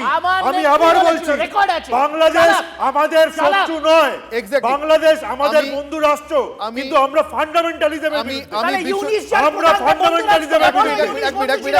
আউটরাইট এভাবে জেনারেলাইজ করে বলা যায় না। আউটরাইট আপনি জেনারেলাইজ করছেন, এটা বলা যায় না। কৃষ্ণবাবু নোংরা দল, নিজেও জানেন বিদেশিরা এত সহজ নয়। জিহাদি, পুরো জিহাদিদের দল, পুরো জিহাদিদের দল, পুরো জিহাদিদের দল। এক এক করে নোংরামি করে যাচ্ছে। কৃষ্ণবাবু নোংরামি করে যাচ্ছেন আপনি এখানে দাঁড়িয়ে। কৃষ্ণবাবু আপনি নিজেও জানেন এটা মেঠো তর্কের বিষয় নয়, কূটনীতিটা তো সহজ নয়। না না না না না কৃষ্ণবাবু, অপারেশন সিন্দুরের পরে কৃষ্ণবাবু অপারেশন সিন্দুরের পরেও ভারতে পাকিস্তানের এবং পাকিস্তানে ভারতের হাই কমিশনগুলো আছে। কূটনীতিক সম্পর্ক অন্য জিনিস, ইউনুস কাদের দ্বারা বসানো সেটা অন্য জিনিস, একটা সরকারকে রিকগনাইজ করা সেটা অন্য জিনিস। কাকে বলছেন কিছু বোঝাই না, কাকে বলছেন কিছু বোঝাই না। ওটা খালি জিহাদিদের কথা আর ওটা খালি খারিজি বলতে কথা। আমি বিশ্বজিৎ দেবের কাছে আমি বিশ্বজিৎ দেবের কথা বলবেন না। আমি আপনারা জিহাদিদেরকে সমর্থন করে গেছে। না না এক এক করে সমর্থন করে গেছে, এটা বিজেপি করে, খারিজি মাদ্রাসাকে সমর্থন করছে। লজ্জা লাগে না? অব্র কৃষ্ণবাবু এক এক করে এই বিজেপি সরকার লজ্জা লাগে না? জামাতি একদম বেশি কথা বলবেন না। খারিজি মাদ্রাসাকে সমর্থন করছে, কোন মুখে কথা বলে? প্লিজ আমি মিজোরামে অ্যাডভোকেট জেনারেল বিশ্বজিৎ দেবের কাছে আজ যাব। বিশ্বজিৎ বাবু, নানা তিক্ততায় ইতিমধ্যে তৃণমূল কংগ্রেসের রাজ্য কমিটি যে সদস্য পদ সেটা ছেড়েছেন, এখন রাজনীতির সঙ্গে বা তৃণমূলের সঙ্গে তার কোনো সম্পর্ক নেই, সংসর্গ নেই। বিশ্বজিৎ বাবু, আপনার কাছে প্রশ্নটা আমার একেবারেই রাজনৈতিক নয়, দেশের নিরাপত্তাজনিত প্রশ্ন। আমি সেভেন সিস্টার সংক্রান্ত মোহাম্মদ ইউনুস আর শারজিল ইমামদের স্বপ্ন এবং লক্ষ্য ইতিমধ্যেই আরেকবার আমার দর্শকদের শুনিয়েছি। ঠিক এরকম একটা পরিস্থিতিতে দাঁড়িয়ে আপনি ওই সেভেন সিস্টার্সের মধ্যে একটি রাজ্যের অ্যাডভোকেট জেনারেল, আপনার কি মনে হয় মমতা বন্দ্যোপাধ্যায়ের গত পরশুর মন্তব্য দেশের জন্য এবং দেশের সঙ্গে প্রতিবেশী দেশ বাংলাদেশ, তার সাথে বৈদেশিক সম্পর্ক এবং সেভেন সিস্টার্সের মতো রাজ্যগুলোর জন্য কতটা ভয়ঙ্কর, কতটা আশঙ্কা? আমি কিন্তু রাজনৈতিক প্রশ্নের উত্তর দেবো না, প্রথমেই বলে দিই। আমি যেটা বলবো যে এই মন্তব্য, পার্টিকুলারলি এই মন্তব্য আমি যতটুকু শুনেছি এবং দেখেছি, এটা কিন্তু একেবারেই আশা করা যায় না। উনি একজন প্রাক্তন মুখ্যমন্ত্রী, উনি একজন দায়িত্বশীল মুখ্যমন্ত্রী ছিলেন, 15 বছর আমাদের রাজ্যের মুখ্যমন্ত্রী ছিলেন, মন্ত্রগুপ্তির শপথ নিয়ে উনি মুখ্যমন্ত্রী হয়েছেন। এই ধরনের আলটপকা মন্তব্য এটা কিন্তু ওনার থেকে আশা করা যায় না। আজকে দেখুন, এই ধরনের মন্তব্য কিন্তু ভারতবর্ষের আইনে বিভিন্ন প্রভিশন আছে এবং স্পেশালি বিএনএস এর সেকশন 152 অফ দি বিএনএস যেটা ডিল করছে উইথ রিগার্ড টু সেডিশন, যেটা আমাদের আগেকার দিনে আইপিসিতে যেটা সেডিশন ল ছিল under section 124A of the Indian penal code, সেটা এখন বিএনএসে হয়েছে সেকশন 152 অফ দি বিএনএস। এবারে সেই ধারা পরিষ্কার বলছে যে সভারেনিটি এবং ইন্টিগ্রিটি অফ দি নেশন, সেখানে যদি কোনো রকম কম্প্রোমাইজ হয় সেক্ষেত্রে কিন্তু সেই ধারা প্রয়োগ হতে পারে। উনি যেই ধরনের মন্তব্য করেছেন, আজকে একটি সাধারণ মানুষ, ভারতবর্ষের যে কোনো মানুষ, তিনি যদি এই ধরনের মন্তব্য করতেন তাহলে তার বিরুদ্ধে কিন্তু 152 ধারা প্রয়োগ করে ইনভেস্টিগেশন আরম্ভ হতো। তারপর ইনভেস্টিগেশনের পর কি হতো সেটা আমি বলতে পারবো না, কারণ আউটকাম অফ দি ইনভেস্টিগেশন সেটা ইনভেস্টিগেটিং এজেন্সি বলতে পারবে। দ্বিতীয়ত হচ্ছে উত্তর পূর্বের এই 7টা রাজ্য, দেখুন আমি নিজে উত্তর পূর্বের সাথে বিগত 2 দশক ধরে জড়িত, মাঝখানে 4 বছরের একটা গ্যাপ গেছে, কিন্তু খুব সক্রিয়ভাবে আপনারা জানেন যে আমি উত্তর পূর্ব ভারতের সাথে জড়িত। আমার খালি মিজোরাম বলে ব্যাপার না, আমার আসামের গুয়াহাটিতেও, মানে গুয়াহাটি হাইকোর্টেও আমার একটা অফিস, সুতরাং আমাকে মোটামুটি ওই জায়গা আমাকে ঘুরে বেড়াতে হয় এবং যাতায়াত করতে হয় রেগুলার।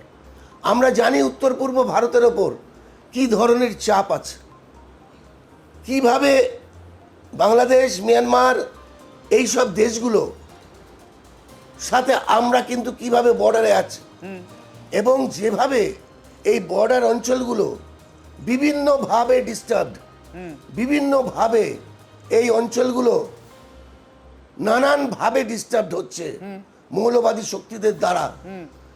এখানে কিন্তু কোনো কম্প্রোমাইজ করা যায় না, কারণ এটা দেশের নিরাপত্তা সংক্রান্ত ব্যাপার, এটা দেশের সার্বভৌমত্বের ব্যাপার, সুতরাং এখানে কোনো কম্প্রোমাইজ করা যায় না। আমি আশা করব যে আগামী দিনে এই ধরনের মন্তব্য থেকে এরকম দায়িত্ববান নেতা নেত্রীরা বিরত থাকবেন। এই মন্তব্য কিন্তু সাংঘাতিক, এর ইমপ্লিকেশন সাংঘাতিক, and it has far reaching consequences. আমার সঙ্গে থাকুন বিশ্বজিৎ বাবু, আমি সৌগত বাবুর কাছে আসবো। সৌগত বাবু, যা বলছেন বিশ্বজিৎ বাবু, দীপাঞ্জন চক্রবর্তী আমার সঙ্গে প্রাক্তন এনএসজি কমান্ডার এবং উত্তরপাড়ার বিধায়ক আমার সঙ্গে যোগ দিয়েছেন। দীপাঞ্জন বাবু, আপনার কাছে আসছি, আমি 1 মিনিটের মধ্যে আসছি। সৌগত বাবু, যা বলছেন বিশ্বজিৎ বাবুর কাছ থেকে আমি এটা শোনার অপেক্ষায় ছিলাম, তার কারণ রিঙ্কু সিং চ্যাটার্জি অ্যাডভোকেট হিসেবে একটি মামলা দায়ের করেছেন। তিনি তার লক্ষ্যের কথা বলেছেন, তিনি যা চান সেটা বলেছেন একজন নাগরিক হিসেবে বা অ্যাডভোকেট হিসেবে।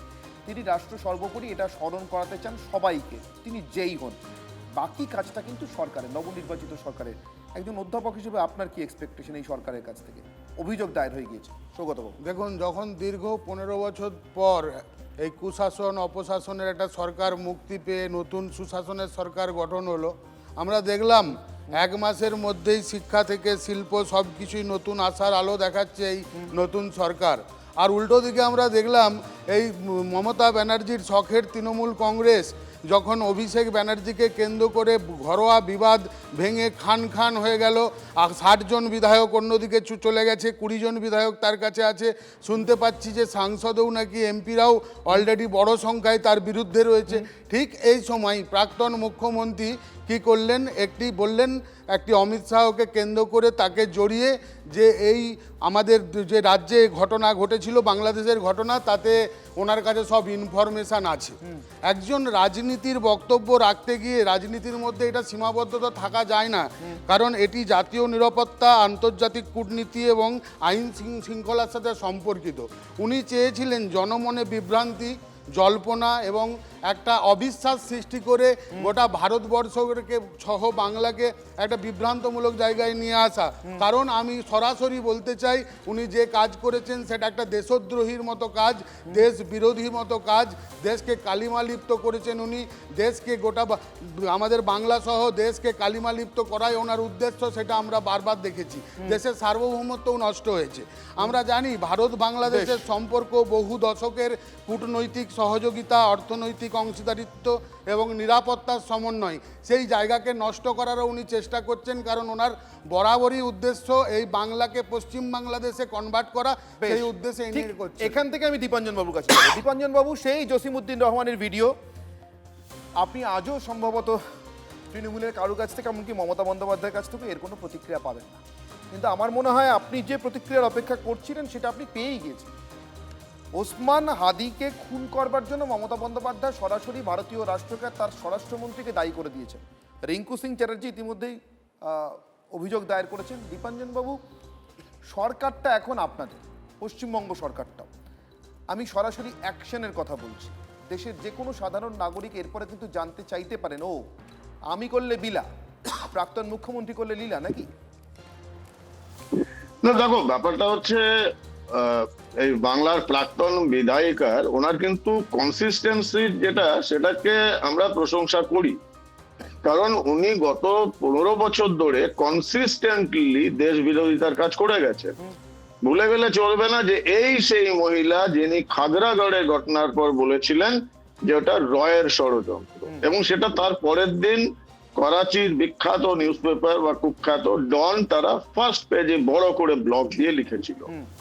এই সেই মহিলা যার নামে, যার জন্য তোমাদের কাছেও ভিডিও আছে, আমি দরকার পড়লে আবার দিয়ে দেব, পাকিস্তান সেন্ট্রাল ইসলামাবাদের মেম্বার পার্লামেন্ট ইন্টারভিউতে বলেছিলেন যে আমরা 370 ফিরিয়ে আনবো, কাশ্মীরকে ছিনিয়ে আনবো ইনশাল্লাহ।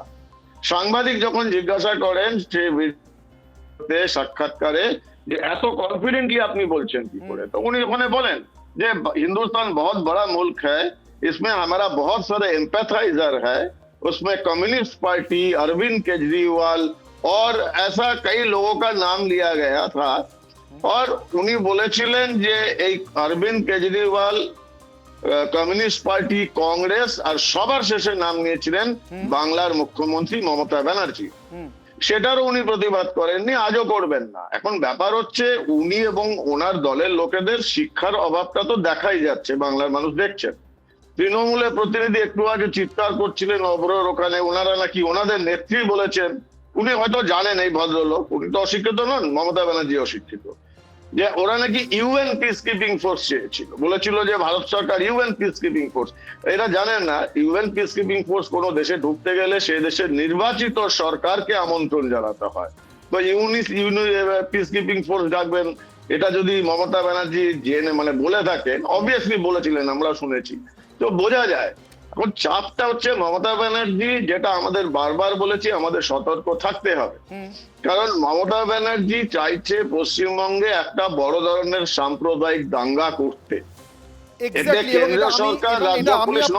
দীপাঞ্জন বাবু আবার স্মরণ করে দিই, এটা মমতা বন্দ্যোপাধ্যায়ের এখনো পর্যন্ত সতীর্থ, মানে তারই দলের টিকিটে তারই প্রতীকে জিতে আসা জাভেদ খানও বলছে কয়েকদিন আগে।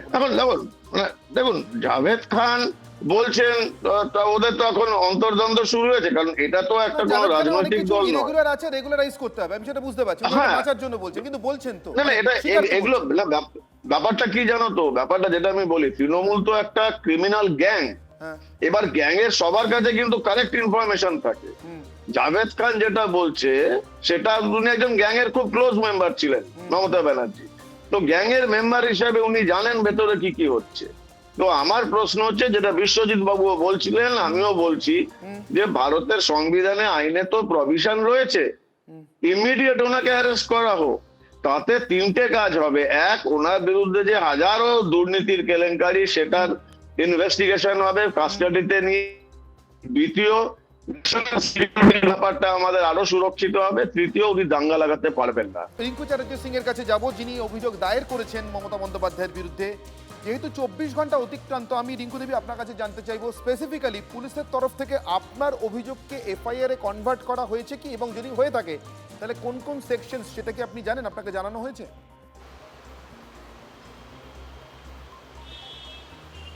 হ্যাঁ নমস্কার, অ্যাকচুয়ালি কালকে আমি এফআইআরটা করি।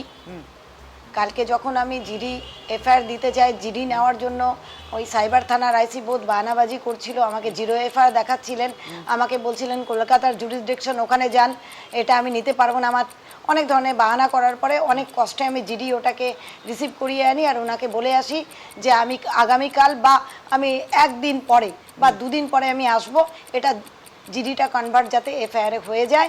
আর সেকশনগুলো আমি বিএনএস এর বই বের করে ওনাকে 1 বাই 1 পড়াই, আর বলি 152 লাগতেই হবে, এটা দেশদ্রোহিতার মামলা, দেশের সার্বভৌমত্ব ইন্টারগ্রিটি নিয়ে কোশ্চেন, সেটা দেশদ্রোহিতার মামলায় পড়ে। রাষ্ট্র সর্বোপরি, সে এক্স চিফ মিনিস্টার হোক, চাই বহিষ্কৃত মুখ্যমন্ত্রী হোক, আমরা দেখবো না, আপনাকে এটা আইনের ভাষায় এটাকে লাগাতে হবে। তখন উনি বলে ঠিক আছে, 2 দিন আমি রিসিভ করে দিচ্ছি, দিয়েছে। বেশ বেশ, আমি কৃষ্ণবাবুর কাছে আসবো। কৃষ্ণবাবু, সময় একদম শেষ দিকে, আমি তারপরে দীপাঞ্জন বাবুর কাছে যাবো। একেবারে সময় শেষ দিকে, এটা অবশ্যই পুলিশের উপর ডিপেন্ড করবে, কিন্তু আমার প্রশ্ন, মার্কো রুবিও এলেন, পরপর মিশনারি রিজার্ভ চ্যারিটিসের জন্য কান্না ঝরে পড়লো, তারপরে নির্দিষ্টভাবে ঈদের কুরবানিকে কেন্দ্র করে একের পর এক মন্তব্য আসতে থাকলো, এবং জাভেদ খান বলছেন মমতা বন্দ্যোপাধ্যায় চাইতেন এখানে দাঙ্গা লাগুক। আমি জানতে চাই, মার্কো রুবিও কি ভারত সরকারের অগোচরে এখানে এসছে, তাদের অনুমোদন বহির্ভূতভাবে এখানে এসে ঢুকে পড়েছিল? সেটা ভারত সরকার পরিষ্কার করুক। দীপাঞ্জন বাবু অনেকগুলো কথা বললেন, উনি এখন জনপ্রতিনিধি, উনি আশা করি ওনার কাছে তথ্য থাকবে। আচ্ছা, বাংলাদেশের জামাত প্রধান দিল্লিতে এসে চিকিৎসা করেছিলেন, কে তাকে এই আসতে দিয়েছিল, ভিসা কে দিয়েছিল, অনুমোদন কে দিয়েছিল? এবং রয়টার একটা খবর করেছে যে 2 ইন্ডিয়ান ডিপ্লোম্যাট দিল্লিতে দিল্লিতে নাকি তার সাথে হসপিটালে দেখা করেছে। খবরটা আমি জানি না সত্যি না মিথ্যে, রয়টার করেছে, কিন্তু এর কোনো খণ্ডন আমি কোথা থেকে অফিসিয়ালি পাইনি। এক আরেকটা আরো দুটো কথা, এই যে ধ্রুব সাক্সেনা বিজেপির যুব মোর্চা ইন্দোরের নেতা আইএসআই এর চরবৃত্তি করতে গিয়ে ধরা পড়েছিল, তাহলে কি বিজেপি আইএসআই এর চর? তালিব হোসেন জম্মু কাশ্মীরে বিজেপির নেতা জঙ্গি ডেরা থেকে জঙ্গি কার্যকলাপে লিপ্ত হয়ে ধরা পড়েছিল আর্মির সাথে, তাহলে কি বিজেপি জঙ্গিবাদকে সমর্থন করে? অভ্র 30 সেকেন্ডে, তারপর আমি দীপাঞ্জন বাবুর কাছে গিয়ে শেষ করব। অভ্র 30 সেকেন্ড। দেখুন, বিজেপির কে কোথায় ধরা পড়েছিল সব খবর রাখেন, তাহলে উনি বলেই দিলেন ধরা পড়েছে, কোনো রেয়াত করা হয়নি। যদি কারুর কাজকর্মে এই ধরনের নোংরামি থাকে একদম ঘেঁটি ধরে ভেতরে ঢুকিয়ে দেওয়া হয়েছে। কিন্তু ডিফারেন্সটা হচ্ছে তৃণমূল কংগ্রেসের সর্বাধিনায়িকা মুখ্যমন্ত্রী প্রাক্তন মমতা বন্দ্যোপাধ্যায়, উনি তো নিজেই কাজগুলো করে চলেছেন, কনসিস্টেন্টলি করে চলেছেন, 10 বছরের ওপর ধরে করে চলেছেন। তখন এদের মুখে সিলেটে লিউক্লোলাস এগুলো চলে আসে কেন বলুন তো? তাহলে তো সেম লজিকে মুখ্যমন্ত্রী মমতা বন্দ্যোপাধ্যায়কেও, মানে প্রাক্তন মুখ্যমন্ত্রী, ওনাকেও তো জেলের গারদে ঢোকানো উচিত। আমার সময় একেবারে শেষ, সময় একেবারে শেষ। দীপাঞ্জন বাবুর কাছে যাব, দীপাঞ্জন বাবুর কাছে যাব, না দীপাঞ্জন বাবুর কাছে যাব, সময় একদম শেষ। দীপাঞ্জন বাবু, একদম শেষ সময় আমার, আমি আপনার কাছে এলাম শেষবারের জন্য। ইকোসিস্টেম স্টিল সার্ভাইভস, রিঙ্কু চ্যাটার্জি সিং এর কথাগুলো নিশ্চয়ই আপনি শুনেছেন। 2 দিন সময় চেয়েছেন ওই নির্দিষ্ট পুলিশ আধিকারিক। ইকোসিস্টেম স্টিল সার্ভাইভস, আমি ঠিক এই প্রশ্নটাই করছি বারবার, এই কথাটাই বারবার বোঝাতে চাইছি। মমতা বন্দ্যোপাধ্যায় একা হতেই পারেন না, দেশের ভিতরে আরো অনেক শক্তি আছে, আপনারা অনেক বেটার জানেন। কিভাবে ডিল করবেন আপনারা, নতুন সরকার কিভাবে ডিল করবে? না না, দেখো, ডিল করতে তো হবে। পুলিশ ফোর্সের মধ্যে আমরা কিছুতেই বলতে পারি না 100% তারা স্যানিটাইজ হয়ে গেছে বা ভালো কাজ করছে। কিছু, যেটা তুমি বললে, পুলিশের মধ্যে কিছু লোক তো রয়েছে যারা তৃণমূল পন্থী বা তৃণমূলের আমলে যারা বারবার রয়েছে, এই শান্তনু সিনহা বিশ্বাসের মতো লোকদের, তারা আমরা ডিল করবো ইন্টারনালি, এতে কোনো সমস্যার কোনো কারণ নেই। প্রশাসনিক স্তরে ডিল করা হবে। আর তৃণমূলে বদলোক যেটা বললেন, সেটা আমি বলে দিই, জনপ্রতিনিধি হিসেবে জসিমউদ্দিন রহমানের ভিডিও আজকে বোধহয় 160তম বার আমি ওনাকে চ্যালেঞ্জ করেছিলাম, মমতা ব্যানার্জিকে, হয় আপনি আমার বিরুদ্ধে মানহানির মামলা করুন, নাহলে আমি প্রকাশ্যে বলছি আপনি জিহাদিদের মানে যাই বলুন, জিহাদিদের খালা বা জিহাদিদের পিসি। আজ পর্যন্ত মানহানির মামলা হয়নি 2.5 বছরে। পাকিস্তানের এমপির প্রতিবাদও করেন। উত্তরই দিয়েছেন দীপাঞ্জন বাবু, সরাসরি দেননি। উনি হাদি হত্যার সঙ্গে ভারতকে যুক্ত করে, ভারতীয় স্বরাষ্ট্রমন্ত্রীকে যুক্ত করে আপনাকে উত্তর দিয়েছেন। সম্ভবত এটাই সেটাই সম্ভবত। আমার সময়, এটাই তো আমার সময় একেবারে শেষ। কিন্তু দীপাঞ্জন বাবু, আপনাদের কাছে আশা থাকবে, ভারতের যত লব্ধপ্রতিষ্ঠ, যত উচ্চ স্তরের রাজনীতি হোক না কেন, আমি মমতা বন্দ্যোপাধ্যায়ের কথা বলছি না, Mamata Bandyopadhyay can B A beginning, এর থেকে বড় নামও আসতে পারে, থাকতে পারে, তারা যেন দেশদ্রোহিতার প্রশ্নে ছাড় না পান। দুর্নীতি ইত্যাদি সব অনেক দীর্ঘসূত্রিতার ব্যাপার আছে, দেশের কোর্ট ব্যাপার, আদালত ব্যবস্থা ইত্যাদি, আদালত নিজেও সেটা বলে, কিন্তু দেশদ্রোহিতার প্রশ্নে দীর্ঘসূত্রিতা কিন্তু আমাদের জন্য মারক হতে পারে। আমি সেই জায়গা থেকে আপনাদের কাছে, নতুন সরকারের কাছে সাধারণ নাগরিক হিসেবে আমার অনুরোধ থাকবে, সত্যিটা কি সেটা আমরা জানতে চাই। সত্যি ডিপ স্টেট, জিহাদি ইসলামিস্ট যে সংগঠনগুলো, তাদের লক্ষ্য বাংলাদেশের ভিতরে সন্ত্রাসবাদীদের লক্ষ্যের সঙ্গে কোথাও পশ্চিমবঙ্গের এপারে কোনো রাজনৈতিক দলের লক্ষ্য কি মিলে যাচ্ছে, নিহাতি কাকতালীয়ভাবে নাকি নির্দিষ্ট যোগসূত্রে? আগামীকাল ফিরে আসবো আপনাদের সঙ্গে নতুন বিতর্ক নিয়ে, একই সময় যুক্তিযুদ্ধ নিয়ে। সঙ্গে থাকুন টিভি 9।